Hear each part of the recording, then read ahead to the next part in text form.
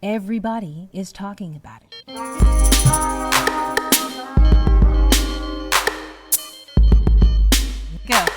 Go. Feeling like I have all these dreams, I can do all these things, but I haven't hit this quota. I haven't hit these marks. And so you feel like you failed. What about doing it so that you feel good about it?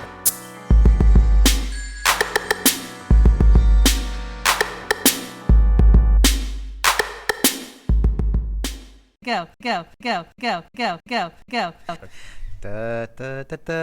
Welcome to 15 Minutes to Fame. I'm the British. Happy Independence Day. I'm here with George Washington, a fucking thief. And I'm here with Colin Kaepernick. I think it's more of a South African accent at that point right there. What you just did? Yeah. I have no idea. I don't know. Anyway, what's up, everybody? 15 Minutes of Fame. My name is mikO Tolliver. We're here celebrating 2026, 250 years of America. Are you celebrating with us in your nice jersey there? It seems very rebellious. Yeah, I mean, I don't necessarily celebrate Independence Day. Because why? Maybe we won't get into that this episode. But Colin Kaepernick is what I will represent. Yeah, there you Down go. with the man. Okay, down with the man. All right. And do you celebrate? Do I celebrate? My grandmother's birthday is July 3rd. But you celebrate your grandma's birthday, not the 4th. I like fireworks. Yeah. I do like fireworks. I mean, it's the summer.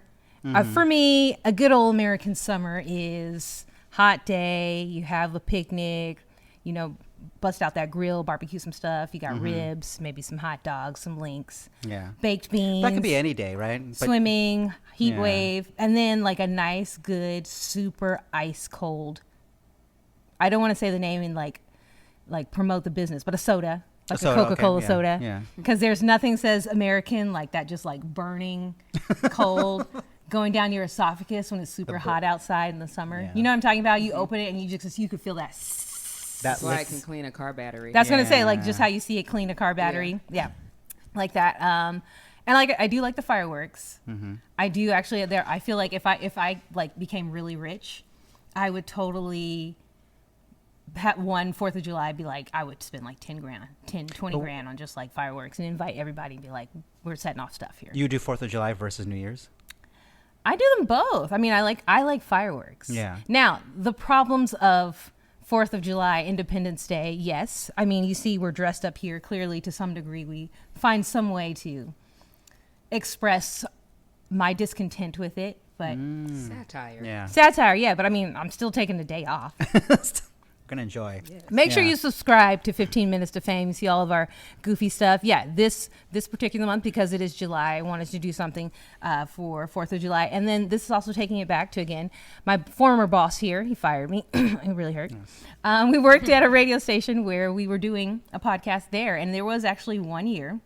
Where I had to fire her. Oh, so you Okay. did. You did admit you did fire me. Okay. No, I was going to say there was 1 year we dressed up like this, right, to do a podcast episode. Yeah.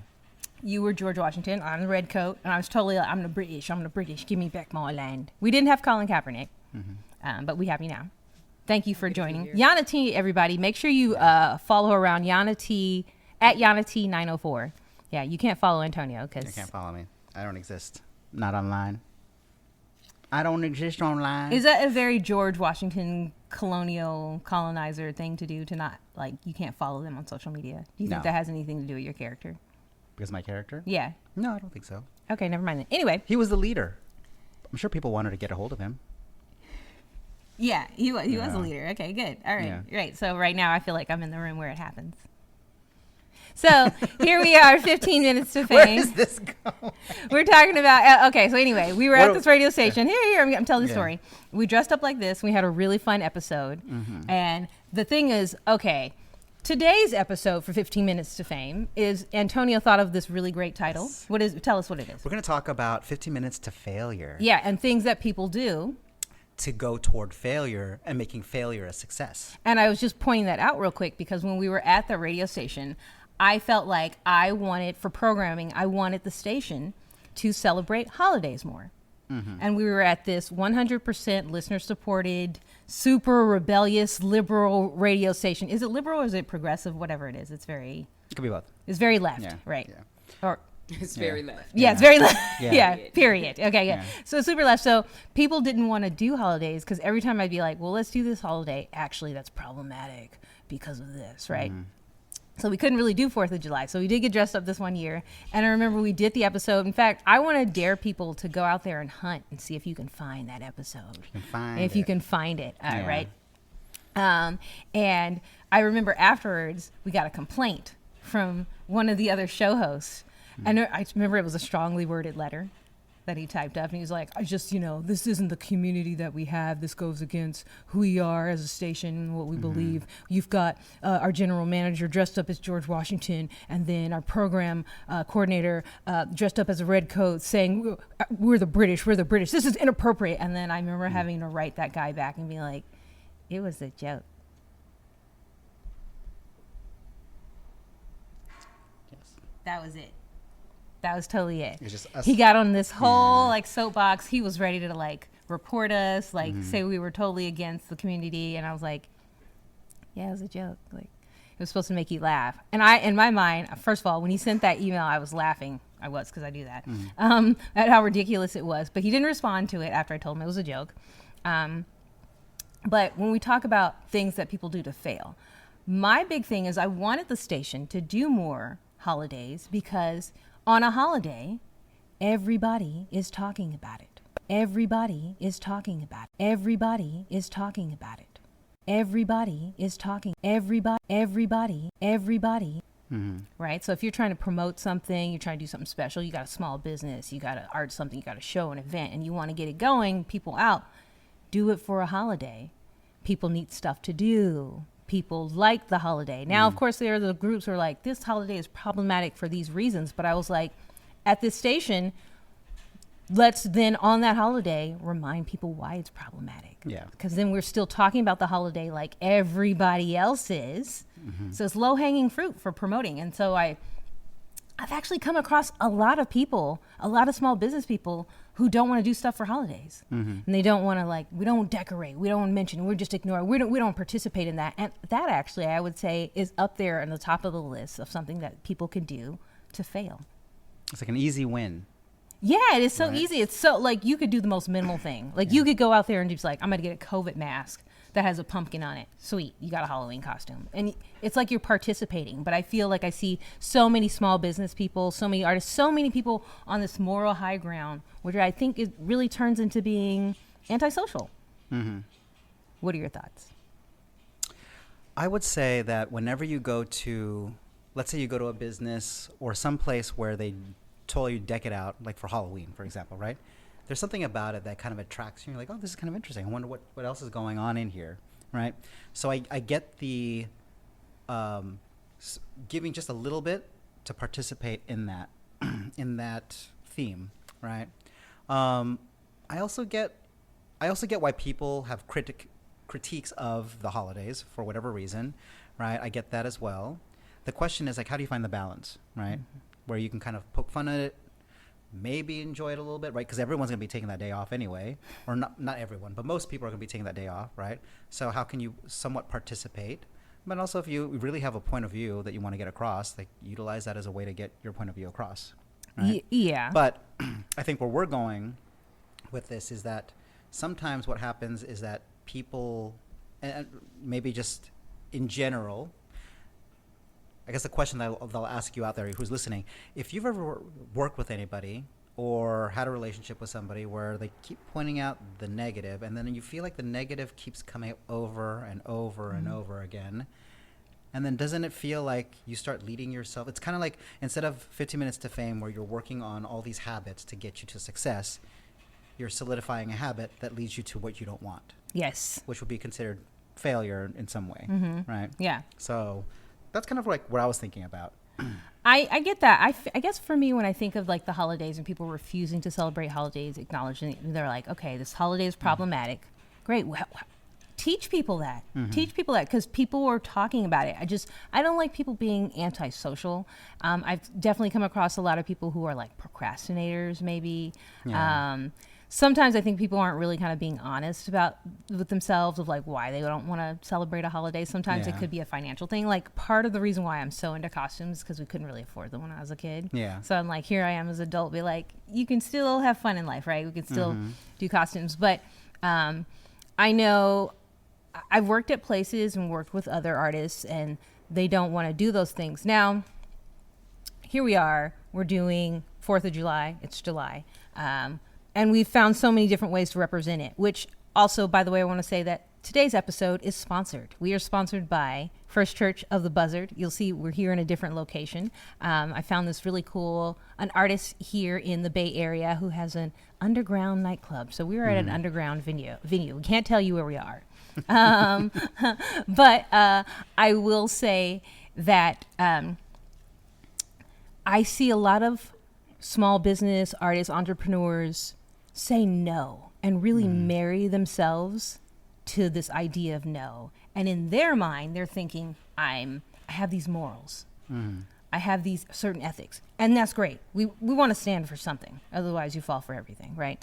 But sometimes I wonder if when I'm hearing these people say these things, and say these no's, I feel like this makes me think of when you tell me the story about when we met Ronnie, right? And you were just like, that whole night, I was like, I'm a wingman for you. We're gonna find you a boyfriend. And you were just like rolling your eyes. And I kept saying no. You kept saying no, but then you got to a point and you were like, actually, yeah. This is easy. Why don't I got a friend here who's helping me out. Yeah. Right? I said I wanted to meet somebody organically. Yeah. Right? And then at some point, after I was kind of being resistant to it, the third time happened. I thought, oh, you know what? Next time mikO does it, I'll just say yes. You just say yes. Yeah. It's very simple. Yeah. Right? Yeah. And And you took yourself out of that failure pattern. It wasn't to a degree? failure pattern in the sense I didn't think I was going to meet someone. I just wasn't prepared for it. I wasn't receptive to it.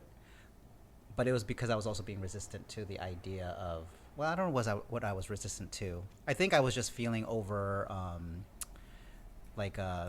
don't know what I was feeling. I don't know why I felt resistant to it at first. Well, you know what though? Think about Yeah. it. Think about how many times you said no to something. When you kind of go back, you're like, why did I say no? And you can't really articulate Yeah.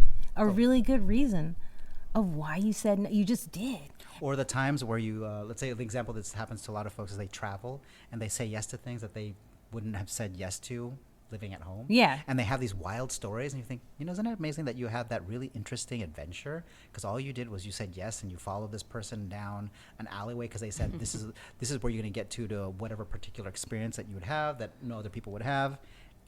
And then here on daily life, we tend to just not be open to those potential miraculous experiences. Of course, within reason, what feels safe. But a lot of times it's just saying yes to what maybe a friend's offering or what you see out there in the community or a group that you've been invited to, right? So That's exactly, yes. People say, say no in all these kind of ways, and I don't think they realize they're saying no. I don't think they realize. I think, no, I'm not going to celebrate a holiday because I have these issues with it. And I'm like, all right, was an opportunity to educate. I'm going to say, I want to achieve these things. I've told all these people I need help. And when they offer things, I think sometimes people say no because it doesn't look like what that person had in their mind.